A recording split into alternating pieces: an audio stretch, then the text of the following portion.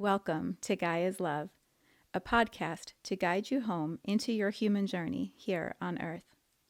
My name is Vivienne Gerard, and it is my delight to co-create with Gaia and share our messages from Source in this now moment. Here we go.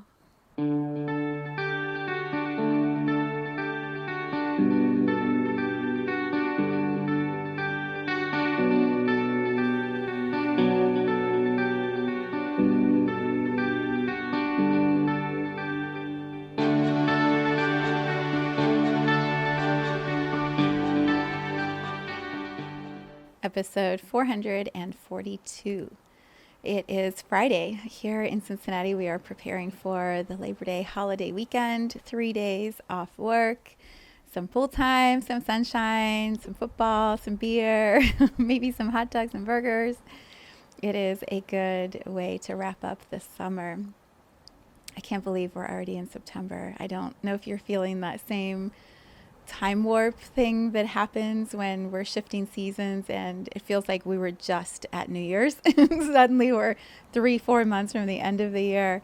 It's true. It feels true that time is speeding up and we create our experience with time, right? So this weekend I'm stretching time, slowing it down, pausing it to be really present with my family and the warmth and the sunshine and all of the magic as summer starts to wrap up. So if you live in the United States, happy holiday weekend. I trust that you have exciting and fun plans for your family time. If you are not in the United States, maybe it's a reminder this weekend to pause, to slow down the pace, to be more present, to have more play and fun incorporated into your very busy schedule. We are discussing resiliency today, and I didn't know that was going to be the word until I was in my meditation, and then it just popped in. I was like, oh my God, that's totally what I'm experiencing.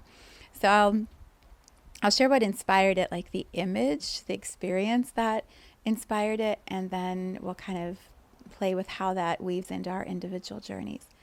So I went to a concert on last Sunday at Riverbend, Imagine Dragons. It was phenomenal. It was so good. Shout out to Imagine Dragons. Oh my goodness, if you do not listen to their music, amazing. And Dan Reynolds is just fire. He is just fire. My husband works at the venue. He is one of the stagehands at Riverbend. And he said he was just a couple feet away from Dan Reynolds when they were preparing. He's like, he's all muscle. There's no fat on that guy, which you can tell, like he pours all of his energy, his body, his soul, his life force into his concerts and just communicates in this incredible way with his audiences. It was amazing. Fantastic pyro and lighting, and the stagehands did a great job. Riverbend is just the coolest place. But this is a moment I want to share with you. So there were about 25,000 plus people in this outdoor venue. There's sort of a covered area for some of the seats, but the majority of people were in the lawn, which is where we were. And we were over to the right, and so I'm looking, you can probably imagine this with me. I'm standing packed, literally packed into a seat because everyone had arrived way earlier than we did. I didn't realize it was going to be that packed. I've gone to Riverbend lots of times and never had to crawl through people to find one little area of grass to sit in, but that's exactly how it was on Sunday. We're all tightly like squished in. I don't know why my mic is bugging me today. We're all squished in, and looking to the left of me are just people, like so many people. And they're all just one on top of each other. And they're all standing up because the concert had just started. They're all yelling and screaming and arms waving and energy like moving through this place and sound. And it was hot. It was like 90 degrees, sticky hot with all these people. But there was this moment where I looked and I just had this awareness of, wait a second. 1 year ago, 2 years ago, this would have been illegal. Nobody would have even wanted to do this. Nobody would have even considered going within 6 feet of each other. And yet here we are, inches from each other, people smoking their vape and pot pens and like breathing the air. I mean, there were still people with masks, so I'm not dishonoring someone's experience with COVID. It was the awareness of how fast reality had shifted. How 3 years ago, nobody would have ever even thought about it. You go to a concert, it's crowded. Yeah, oh well, you bought the ticket, have a good time. Never would germs have been a factor. And then 3 years ago, and then a year later, we aren't even allowed. The venues shut down. Nobody could be outside. Nobody was allowed to even buy a ticket. The tourists weren't allowed to travel.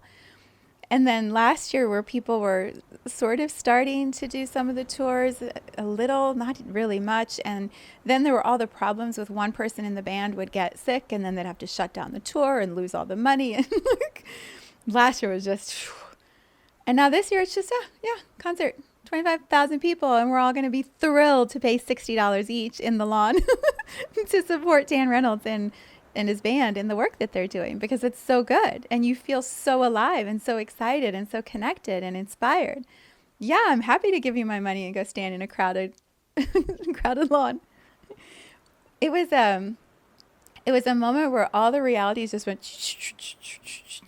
when you have that experience. Some people maybe call it deja vu or morphine of time. There's that great song, the Moody Blues song, stepping into slide zone, time zone, and he like visualizes he's like sliding down and he's in another world. It was that sort of a moment, just sheer marvel, or that's not even the word, astonishment that humanity could go through such a ride in 2-3 years. Such a dramatic shift in belief systems and perceptions and fears and exchanges of energy and money and time and attention. Like, what? What? So, can you tell? I was like, huh. That was my exact reaction. I was like, huh. How did this happen?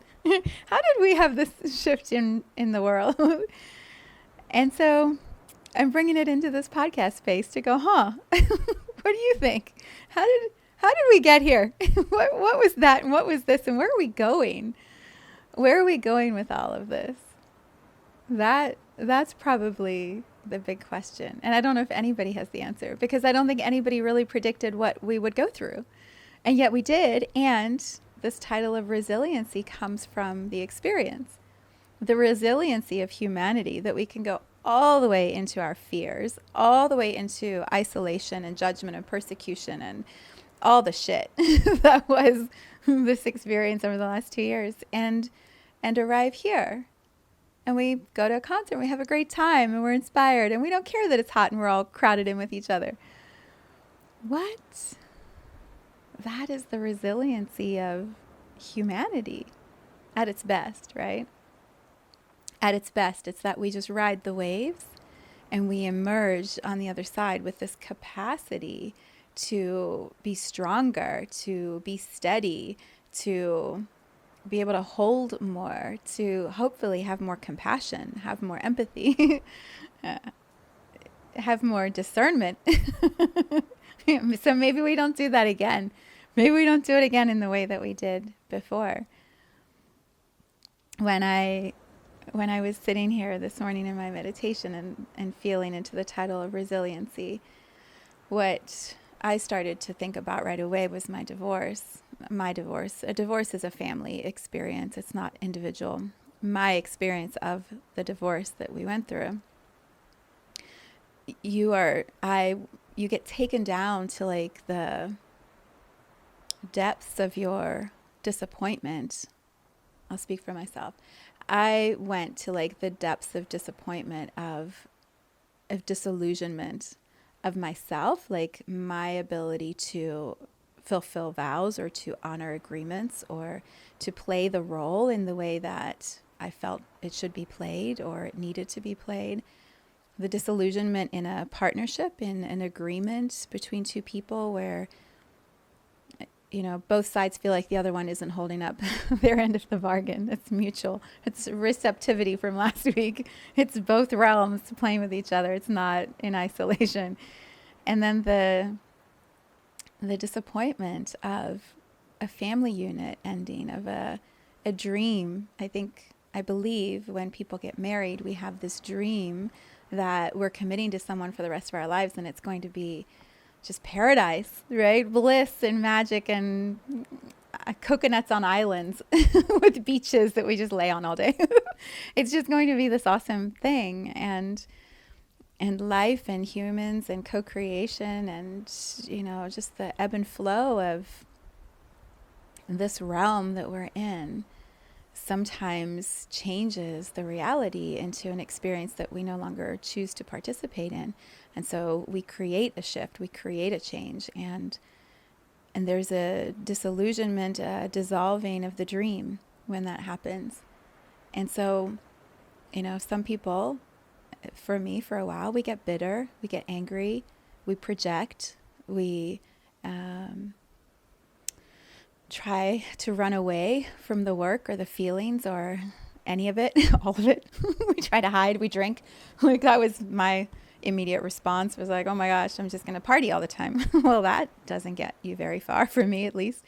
Eventually all the stuff that you're trying to run from just follows you to the next moment and the next moment until you have to stop and actually be with all the stuff and work through the layers. And so resiliency comes from that. Resiliency after divorce or a health crisis or the loss of a job or the loss of a pet, the loss of a family member you love, a move to a new location. Resiliency is, I have the capacity within myself to move through all of those emotions, that pain, that struggle, and come back different, in a new energy, with a new awareness. But I'm back. I'm here. I'm going to continue. I'm going to keep going. And sometimes resiliency brings with it the bitterness and the anger and the not having worked through the stuff. So it's like an elastic band. It's like the elastic band gets kind of brittle and hard. Like if it's dried out, it's like, yes, it could sort of stretch, but it doesn't stretch maybe as far as if it wasn't a dried up elastic band. And then we get to choose. Are we gonna do it again? So for example, the concert. Lots of people, I'm sure, tons of people post-COVID are not choosing to go to concerts because they don't want to. Their resiliency is not, I'm willing to go back into crowds of people and have germs all around me. Like, that's not going to be how I move forward. And there's nothing wrong with that, right? There's no judgment about any of it. It's just an awareness. And then there's some who are like, okay, let's go. Come cough on me. I'm not there yet. I'm not like, yeah, come just shower your germs all over me. But I wasn't before COVID. Like, that wasn't a way I would have been prior to that experience. Can you imagine if that was how we greet each other? Hey, hug me, cough, come on, give me your germs. Oh my God, if we can't laugh at ourselves, there's something wrong with us. Like, we have to be able to laugh. I think laughter is one of the keys to resiliency, and I believe laughter is one of the antidotes to bitterness and judgment and projection. When we can laugh at how silly we are as a human species, as individuals, as communities, how silly we are. Some of the rules we make up, and then later we're found out for making up a rule. It's like when you're a kid, and my kids used to do this all the time. I would have like the little refrigerator and stove and then all the foods and things, and Callie and Ryan would come and they would like make us a plate. And then they would have their own rules with how the restaurant worked and how much things cost and where you had to sit and what you had to do. And you had to follow their rules. And if you didn't follow the rules, you didn't get to have your dinner because it was their game and their rules.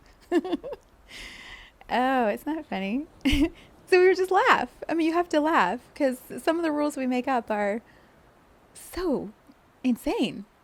They're just so insane. And also, we all follow along. We all are like sheep, like, okay, what's the next rule? Oh, that's a great rule. I'm gonna follow that one too. Oh wait, that was made up? You didn't mean that? What? Oh God, you're getting a lens into my mind right now. uh, Resiliency is, yeah, I fell for that too. I totally bought in on that. I went all the way in. I tell you what I didn't do. I didn't wash my groceries. That was the one where I was like, wipe off the cardboard cereal box. I will not do that. But I did go buy a shitload of food that sat in my freezer that I would never normally buy. I bought like frozen chicken breasts that weren't, oh, they just looked gross. I tried to make a meal with them. I don't know if I shared this with you. I tried to make a meal with them, with those chicken breasts that I bought like the day before Kroger's shut down. I was in line with all the other people with like $500 worth of junk in my cart, that cans of stuff I would never normally eat. But I had these frozen bags of chicken breasts and I put them in our deep freezer. I'm like, just in case the world ends, I'm going to have chicken breasts. Oh my God. Oh, I'm so glad I can laugh at myself. At the time, I was panic stricken. I was standing in the line with like, oh my God, if someone else gets there before me, and what if they close the store? Like, I got to get my food. Oh, and then when I got home, we were in the middle. You're getting the whole story today. We were in the middle of redoing our driveway. Of course, when else would you tear up your entire driveway but right as we're about to go into a global pandemic where maybe they can't even finish the driveway? Our whole driveway is torn up, so I have to park at the bottom. It's pouring down rain. Oh my God, my poor family. Some of the stuff they have to deal with. They're up at the door, and I'd call them like, I'm almost home. Help me with the groceries because I have $500 worth of shit in my trunk. Like, help me. So I park at the end of the driveway. We're all holding our umbrellas. We're walking up and down with these bags of stuff. And it was so much. We didn't even, I mean, talk about abundance. We didn't even have room to put it in the pantry. I had to set up a little table in the garage to put our stock of things in case the world ends. But I went back to the freezer last year, a year later, and the chicken breasts were in there. And I was like, I don't know. So I pulled them out and I tried to make a meal with them. But I think the fear that I was holding when I purchased them and when I put them in the freezer, the fear froze with the fear. The fear froze in the freezer with the chicken. So when I tried to make the chicken, it tasted horrible. It tasted so bad. I had to throw the dinner out. Oh my gosh. It was chewy and like it had a weird, awful texture. You know how sometimes you have meat and the meat is like, you can't eat it. It's like not a good meat. That's what it was like. So when I was at the concert on Sunday, to do a huge roundabout circle of resiliency, when I was at the concert on Sunday, I just had all these flashes of the news reports and the conversations and all the stuff and all the fear. And I'm standing in this crowd of people, so excited and happy, all of us, watching this amazing performer put on like such a great show. And I was like, oh, we made it. We made it through that. Like, we're actually okay. I think we're all going to be good. Wow. Oh, what was that? So I bring the what was that here into this space. Like, what was that? What was that? And also, aren't you glad that part of it seems complete? And now we get to kind of recenter, realign, re-inspire. I believe that's why these shows are selling out, these concerts. It's, people are hungry. They are so hungry to be pulled vibrationally out of their fear, out of their stuckness, out of their, like, what was that? And music is such a medicine, is such a healing tonic, is such a congealer. Is that the word? It's not quite the word. It's like a way, like honey. Like music is this, I can only do it with my hands. I don't quite have words for it, but it like brings all of us into the same coherence, the same frequency. And so we feel that. We're in these huge crowds and we feel this like, oh yeah, oh, that's right. That's right. That's right. What is he telling me? What are the words? And you can listen to any of Dan Reynolds' songs and you can hear it. What does he talk about on stage? Mental illness, getting a therapist, taking care of our children who are struggling because what was that shit show that the adults dragged us all through, right? Like taking care of each other, being present, giving it your all. Like he opened the concert and he says, look, I want you to leave it outside. Your fears, your doubts, your insecurities, all that stuff, the little things, leave it out there. Give yourself this gift of a couple hours to be fully present in the body right here with me. And I'm going to give you everything I've got for those 2 hours. Are you ready? And of course, we're all like, yes! Right? Me at a show, I'm like, I don't know, a teenager. I'm like, yes, of course, you're the greatest. Oh my gosh, this just reminds me, there's a great clip I watched on YouTube, and it was Kristen Bell with, I can't believe I'm going to forget the guy's name, the guy who's Aquaman. I'm sorry, Momo? I forget his name, I'm so sorry. And then James Cardone, James, the guy who is so funny and does the car karaoke. Sorry about the names. But they're sitting on the couch talking, and Kristen Bell is next to, of course, this like gorgeous man who has this crazy energy of Aquaman. And I know he's played other things besides that, but that's what I see him as. And so she's being asked questions by the interviewer, and she's like, and she says, I'm sorry, I can't even think right now. Do you realize who is sitting next to me? And then she turns to him, and he kind of is looking at her like, what? She goes, you have the rhythm, a rhythm. Like you just have this, I think what she was saying is this like energy field that pulses out of you. And I'm sitting here trying to be in my body and like actually have a logical discussion, but like you're way too distracting. And you could tell he's like, I have a rhythm. She's like, yeah, it oozes out of you. But she had that total distracted look of like, I can't even focus right now because you're so much. And then she brought herself together and was super polished and amazing. And yeah, it was great. But Dan Reynolds inspires that same kind of magnetic energy, that rhythm just moves through from him out into the crowd. And then here we are going, what? Are you feeling it? I'm feeling it. There was this little couple in front of us. Oh my gosh. They had this little boy. He was maybe 6 or 7. And he spent most of the night on his dad's shoulders. And his dad's t-shirt on the back said, Rad Dad. And then the mom and the dad and the kid just had this incredible play. And they were singing all the songs. And the kid's on top of the shoulders. And he's like, doing the thing. And shining up his camera light. And at the end of the show, well, it was a little early. It was a school night. So they were starting to pack up at 10 o'clock. And I stopped her. I said, oh my God, we've had so much fun watching you and your family. Like your son is so into the music. She said, we listen to this every day on the way to school. The only reason we're leaving is because it's a school night.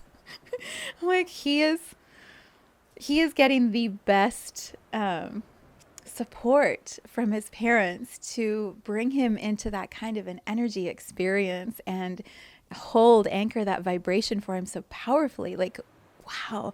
And there were so many children there. Dan Reynolds was saying that from the stage. I don't know why I keep calling him Dan Reynolds, but I do. He was saying it from the stage. He's like, I miss my kids when I'm on the road, and seeing all these kids in the audience just makes me feel like they're here, with me. And he said, let's take care of these kids. Oh. Resiliency. Right? He could come on stage and be angry and bitter and say, I can't believe I lost all the revenues, the ticket sales, the whatever for the last 2 years. I can't believe I haven't been able to perform. I'm mad at this and that. And he could come out projecting it, but he didn't. He came out, he's like, let's play. Let's have some fun. What are we going to do? That's resiliency at its best. At its best is that we we come through the fire and we emerge from it, and we are like brilliant, brilliant. It's like the scene, speaking of fire and forging, the scene in, which one was it? One of the Avengers, where Thor has his hammer molded, remember? In that one scene, and the guy who makes the iron mold, the casket, is, oh, it's magic, right? Like when we emerge from really challenging, difficult times, and we're still open-hearted. We're still fully engaged in the human journey. We're still like ready to create and contribute and give and receive, like in reciprocity last week. Reciprocity, receptivity. When we're in this way of engaging with life and we don't show up angry and bitter and rah. Wow, are we better for the experience? As tough as it was, as depressing and overwhelming and challenging as it was, here we are, and we stand up and we're ready for whatever we're going to do next. Yeah, resiliency. And you can feel it. You can feel it. So we have wrapped up the summer. We are here at the beginning of September. There's a seasonal shift, as my friend Andrea Henkels was describing in her newsletter. Like we're shifting in the Chinese medicine sequence, right? So we're moving into a different energy and time. I feel like the school year for me is always a big mile marker. It's like, okay, that was play, fun, summer, and now like let's get to business. Let's get to work. September, what are we going to do? I think you guys already know this, but I have a college student and I have a high school teacher husband, and so there's definitely a marker of, okay, things are shifting now, we're changing. And so for me, when I was thinking about resiliency, I was thinking about my energy gym, which I talked about last week a little bit. So over the summer, most of the classes closed. And so as I was arriving today, I've been talking about the new classes. And as I was arriving today in this meditation time, I'm like, man, there's a way I could get discouraged, right? And say it didn't work. It ended. And so those are closed. And so I just should stop. It's not effective. It's not whatever. And not continue the plan that I can see for my work and my creations. But it's not that. To me, I arrived, and when I got the title of Resiliency, I'm like, oh my God, that's totally it. Like I've taken the foundation down to its core, set the energy of the core, added in some new energies around it that are pure, clear, absolutely in alignment with who I am right now, with the clients I'm ready to work with right now. Like I am ready. And so we open up the space from a different energetic a different energetic vibration. And so now what, right? This is resiliency. I've taken it all down to the bare ground, just like in my divorce, brought it all down to like, what do I actually feel to be true? What do I know to be true inside of myself? And then how am I willing to stand back up and start walking forward in my life? What is it that I'm going to start magnetizing towards me? When I got divorced, I literally was like, no, I will never get married again. I will never go through that again. It was so painful. I will not. I will be single the rest of my life. I'll just have lots of fun dating. And then I met Brad. And then I moved in with Brad. And then I was like, we got to get married. And I married Brad. And it was the best decision. And my hope is I'm married to Brad the rest of my life. And also, I don't know. We don't know. What is life? What is going to happen? That would be another 40, 50 years. I don't know. Can he handle me that long? Can I handle him that long? I don't know. And so we move forward into this unknown, but with this willingness to just keep trying, to just keep allowing, to just keep realigning, to keep burning things down to the ground and then rebuilding them again. So it applies in our personal reality. It applies in our professional, creative, expressive expressions, right? It applies in all of our relationships. I'm sure you've had relationships that have gone down to, are we going to be able to continue being friends or not? And sometimes the answer is no, and sometimes the answer is yes, let's make the commitment. Let's step back into it. Resiliency. That is the nature of being a human, and the gift, the blessing of being a human. So as we move into the holiday weekend, all the work is complete. The seeds have been planted. The work has been done. I am taking this pause for a few days to play. I'm going to leave in a couple hours and go pick my son up from school and bring him home. And Brad's going to be off this afternoon for the next 3 days. And we're just going to relax into satisfaction, right? Like at the concert. You show up, I have this huge awareness, what? Huh? And then I just leave that behind, and I'm fully present in the concert and singing and dancing and just having the best time. Yeah. Resiliency.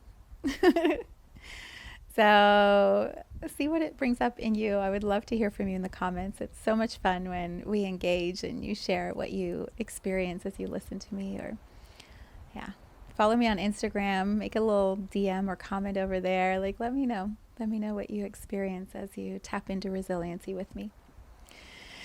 All right, so I wish you a beautiful weekend. I will see you next week.